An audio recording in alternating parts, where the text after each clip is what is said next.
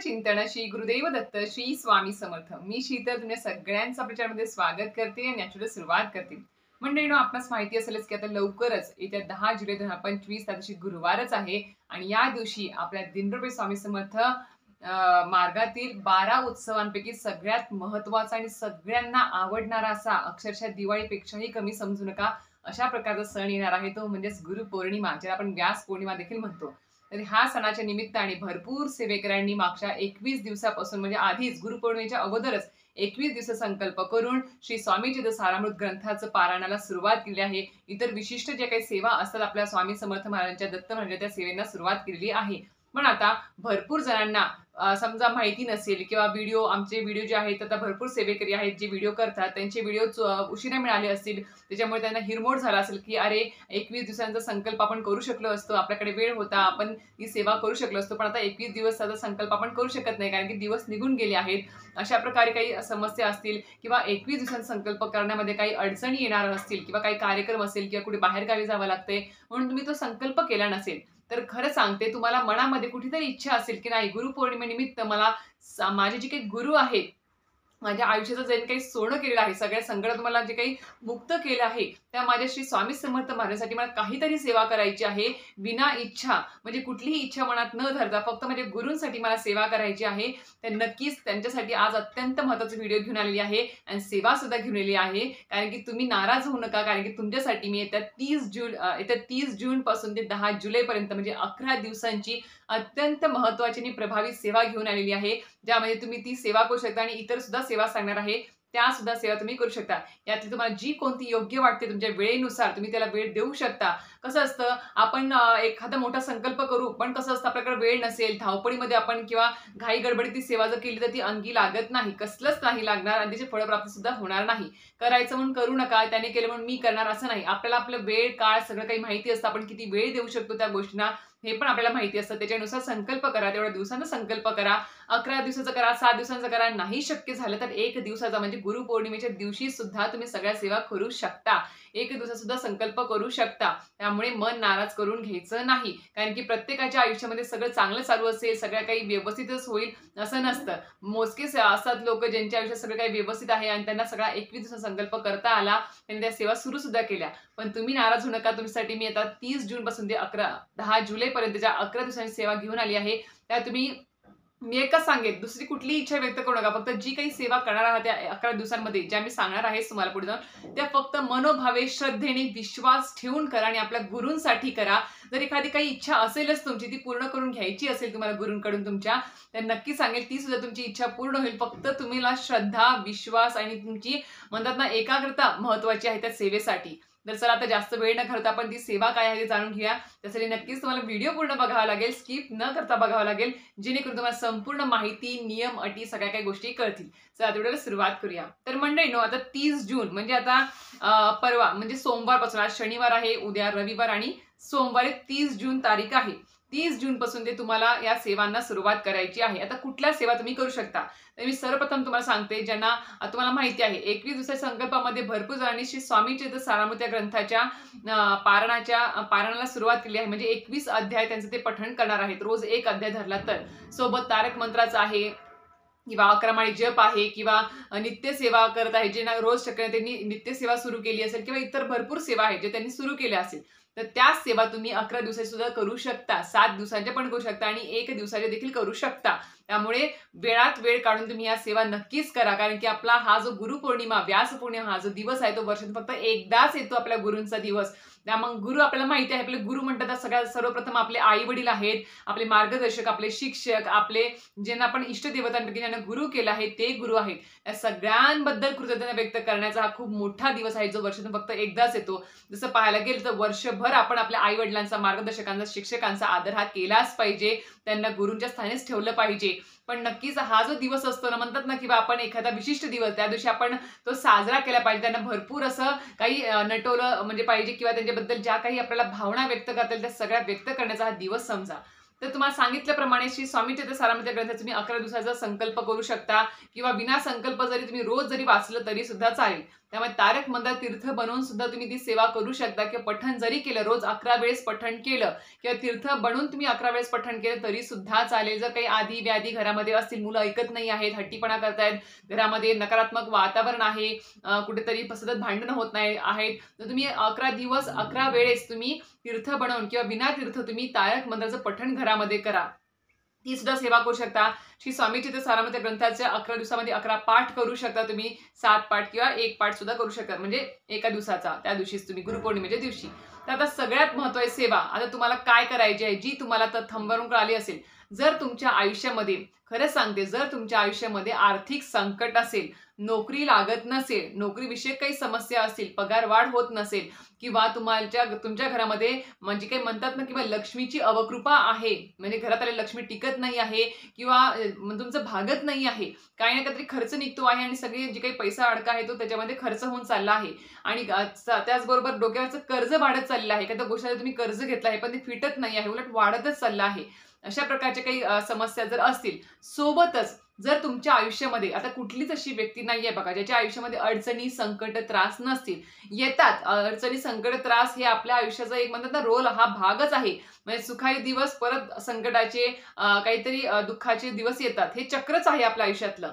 पण कसं असतं, त्या चक्रातून म्हणजे संकट आणि दुःखांच्या आणि अडचणीच्या त्रासातून त्याची झळ आपल्याला जास्त पोहोचू नये आणि त्या संकटांना फेस करता यावं, त्या संकटाच्या काळामध्ये आपण ठाम उभं राहू शकतो, अशा प्रकारची सेवा म्हणजेच काय, तर आपल्या गुरुचरित्रातले 2 अध्याय आहेत. ते अध्याय तुम्हाला नित्यनेमाने जरी तुम्ही रोज जरी पठण केलं तरी सुद्धा उत्तम असणार आहे. पण आता ज्यांना रोज शक्य नाही आहे त्यांनी 11 दिवस तरी या सेवेचा लाभ घ्या.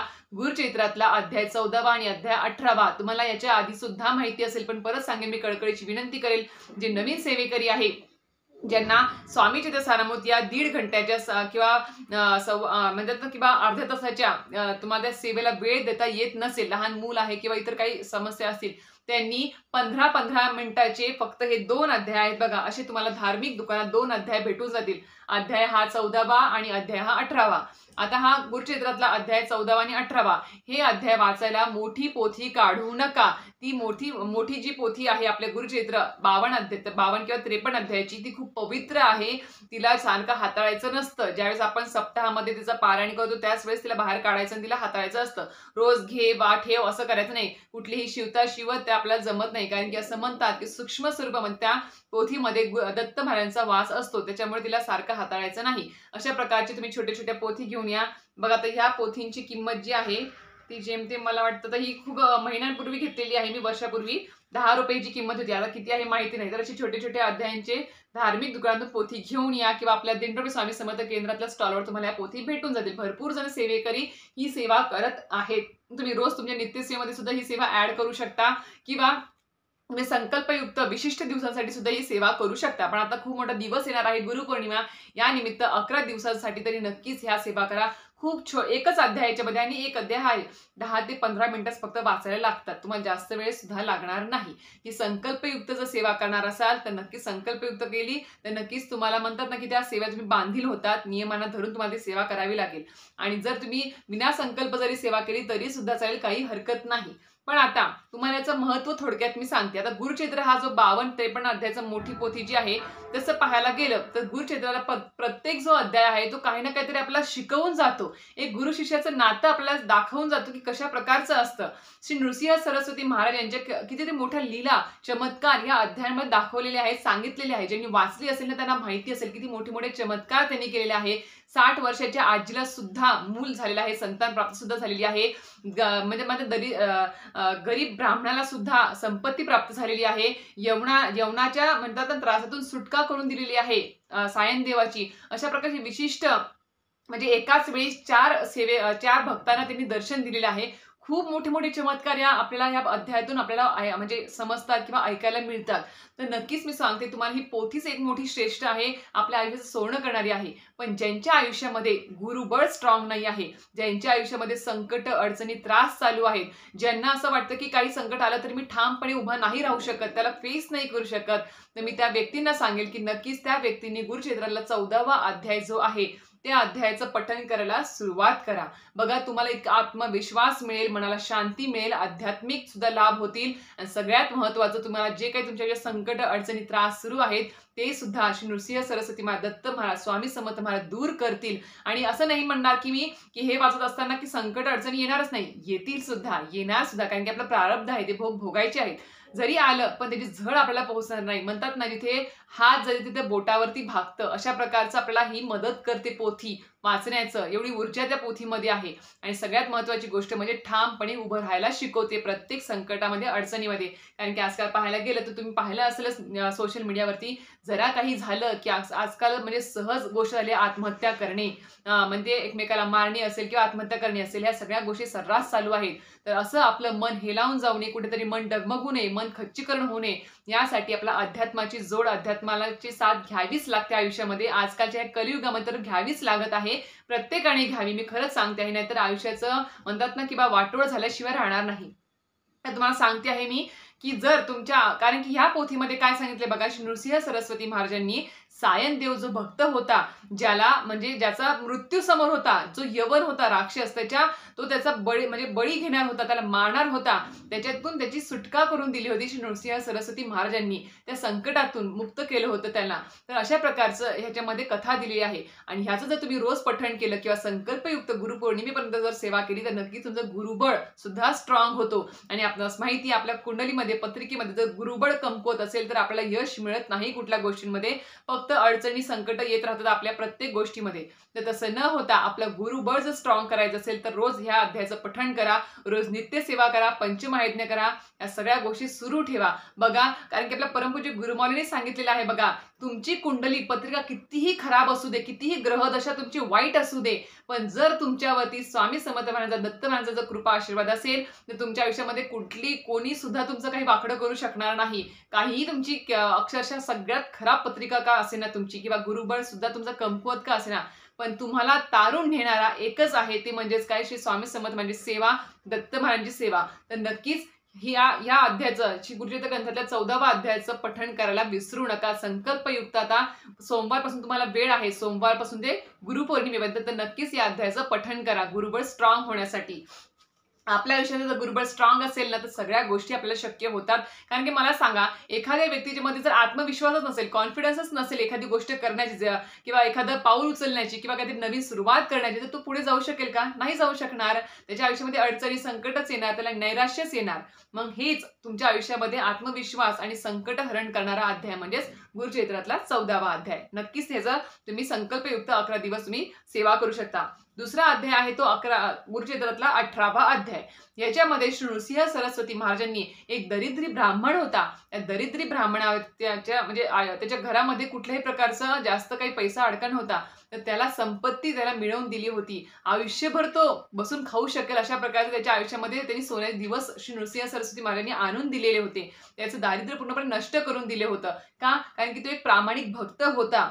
भले त्याला कधी दिसले नसतील, गुरुनी दर्शन दिले नसेल, पण त्याची जी काही भक्ती ती प्रामाणिक होती, श्रद्धा जी काही होती ती चांगली होती, त्याची प्रामाणिक होती. त्याच्यामुळे त्याला ते वरदान मिळालं. नृसिंह सरस्वती महाराजांनी त्यांना आयुष्यभरासाठी त्यांची जे काही दारिद्र्य होते ते नष्ट करून टाकलं आणि त्याला संपत्ती प्राप्त करून दिली. अशा प्रकारे सोनेरी दिवस त्याच्या आयुष्यामध्ये आणले आहेत, ते फक्त आणि फक्त आपल्या श्री नृसिंह सरस्वती महाराजांनी. तर अशा प्रकारे तुम्हाला पण जर तुमच्या आयुष्यामध्ये आर्थिक अडचणी असेल, नोकरी लागत नाही आहे किंवा मनासारखी नोकरी भेटत नाही आहे किंवा तिथे पगार वाढ होत नाही आहे, एक प्रकारे उद्योगधंदा व्यापार असेल त्याच्यामध्ये वृद्धी होत नाही आहे, घरामध्ये लक्ष्मीची अवकृपा आहे किंवा डोक्यावरचं कर्ज वाढत चाललं आहे, तर त्या सगळ्यांनी मी सांगेल की ह्या गुरुचरित्रातल्या 18व्या अध्यायाचं नक्कीच पठण करायला सुरुवात करा. संकल्प इथे तुम्ही 11, 21, 51, 108 दिवस किंवा रोज जरी वाचलं तरी अतिशय उत्तम. 15 मिनिटं तुम्ही सहजरित्या देऊ शकता या पोथीला.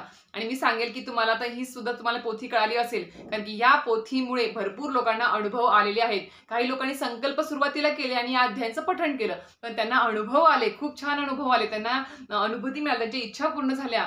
तर नक्कीच त्यांनी काही लोकांनी काय केलं, रोजच्या नित्यसेवेमध्ये रोज वाचायलाच या सेवेला सुरुवात केली. कोणी फक्त गुरुवारी का होईना पण नक्कीच हे 2 अध्यायांचं पठण करतं. तुम्ही या 2 अध्यायांचं रोज जरी पठण केलं, सोबत जरी केलं तरी सुद्धा चालणार आहे. पण संकल्पयुक्त जर करणार असाल तर तुम्हाला सांगते नक्कीच करा. आता समजा 30 तारखेला 30 जुलै ते 10 जुलैपर्यंत आपल्याला 11 दिवसांची सेवा आपल्याकडून घडू शकते. ज्यांना 11 दिवसाची नाही शक्य त्यांनी 7 दिवसांची जरी केली तरी सुद्धा चालेल. पण आता आधी संकल्पयुक्त जर करणार असाल तर तुम्हाला ते वचन दिल्यासारखं होतं. आपल्या गुरूंना आपण एक वचन देतो की मी अशा प्रकारची सेवा एवढे दिवस करणार आहे. मग तुम्हाला नियम अटी सगळ्या फॉलो कराव्या लागतील. आता काही जण म्हणतात की ताई आम्ही रोज वाचतो पण आम्ही नियमांचं पालन नाही केलं तर चालेल का? तर मी तुम्हाला इथे सांगते, गुरुचरित्रातला हा जरी एक अध्याय असला, भलेही मोठी पोथी नाही आहे पण तरी सुद्धा म्हणजे दत्त महाराजांची ही एक सेवाच आहे. आणि तुम्हाला माहिती आहे की दत्त महाराजांना मांसाहार कडकडीत बंद लागतो, कडकडीत वर्ज्य लागतो. त्यांना कुठल्याही प्रकारचा घरामध्ये मांसाहार चालत नाही. भले तुम्ही हे अध्याय वाचत असाल तरी. आणि जर संकल्पयुक्त करणार असाल तर तुम्हाला त्या नियमांचं पालन करावंच लागेल. ब्रह्मचर्याचं पालन करावंच लागेल. तुम्हाला मांसाहार वर्ज्य करावंच लागेल. परान्न कडकडीत बंद करावंच लागेल. कुठल्या प्रकारचं व्यसन करायचं नाही. घरामध्ये शांतता ठेवावी लागेल आणि तुम्हाला मन सुद्धा शांत ठेवावे लागेल. नाहीतर इकडे तुम्ही सेवा करता आहात, संकल्पयुक्त मोठमोठ्या सेवा हाती घेतल्या आहेत आणि इकडे तुम्ही मनामध्ये ईर्ष्या बाळगता आहेत, कोणाबद्दल वाईट बोलतायत आणि रोज इकडे सेवा झाली की उठलं की कोणातरी शिव्या शाप देणं, कोणातरी उलटं बोलणं, घरामध्ये आरडाओरडा या सगळ्या गोष्टी करू नका. त्याने तुम्हाला ते कुठल्याही सेवेचं फलप्राप्ती होणार नाही. आणि दत्त महाराज कुठलीही तुम्ही सेवा करा, ही सेवा करा एका अध्यायाची किंवा मोठ्या म्हणजे काही मोठ्या अध्यायाचं पारायण करा, त्यावेळेस सूक्ष्म स्वरूपामध्ये दत्त महाराज ते विराजमान असतातच. म्हणून तुम्हाला सांगते की नियमांना धरून, अटींना धरून या सगळ्या सेवा करायला विसरू नका. कारण की कसं असतं, नियमांच्या बंधनामध्ये जर आपण एखादी सेवा केली तर आपल्याला सुद्धा शिस्त लागते आणि आपण सुद्धा योग्य ते वेळ देऊन आपण ती सेवा करू शकतो. तर तुम्ही हे जे अध्याय आहेत ते कधी वाचू शकता? आता हे जे अध्याय आहेत त्याला वेळ काळाचं बंधन नाही. फक्त दुपारी 12 ते 12:30 टायमिंग स्किप करा. त्या टायमिंगला वाचू नका हे अध्याय. सकाळी ब्रह्ममुहूर्तापासून उठल्यापासून ते तुम्ही संध्याकाळपर्यंत कधीही वाचू शकता. फक्त मोठी जी पोथीचं आपण ज्यावेळेस 7 दिवसाचं पारायण करतो त्यालाच फक्त दुपारी 4 वाजेपर्यंत वाचायचं असतं. पण या पोथीनं तसं काही नाही. फक्त दुपारी 12 ते 12:30 टाइम स्किप करा. बाकी तुम्ही ब्रह्ममुहूर्तापासून म्हणजे पहाटे 3 वाजल्यापासून ते तुम्ही संध्याकाळपर्यंत 8-9 वाजेपर्यंत कधीही याचं पठण करू शकता. काही हरकत नाही. आणि अजून एक सांगते, ज्यावेळेस तुम्ही हे वाचनाला बसता त्यावेळेस शुचिर्भूत होऊन स्वच्छ कपडे घालून तुम्ही प्रदान करून तेच वाचन करा. धूपदीप लावून तुम्हाला ती सेवा करायची आहे आसनावरती बसून. आणि वाचन झालं की तुम्हाला दत्तवारांची आरती करायची आहे. आणि हो, नैवेद्य सुद्धा दाखवायला विसरू नका. नैवेद्य काही खूप मोठा रोज दाखवायची गरज नाही. साधं एखादं फळ, खडीसाखर, साखर, एखादे बेदाणे वगैरे असतात ते फळ वगैरे जरी ठेवलं आणि आरती करायची आहे रोज, अशा प्रकारे ही सेवा करायला सुरुवात करा. अजूनही वेळ गेलेली नाही आहे. गुरुपौर्णिमा लवकरच जवळ येणार आहे. जेमतेम थोडे दिवस बाकी आहेत. त्यामुळे कंबर कसून वेळात वेळ काढून आपल्या गुरूंसाठी ह्या सेवा करायला विसरू नका. तर अशा प्रकारे तुम्हाला आजचा व्हिडिओ माहिती आवडली असेल नक्कीच व्हिडिओ लाईक, शेअर, सबस्क्राईब करायला विसरू नका. श्री स्वामी समर्थ.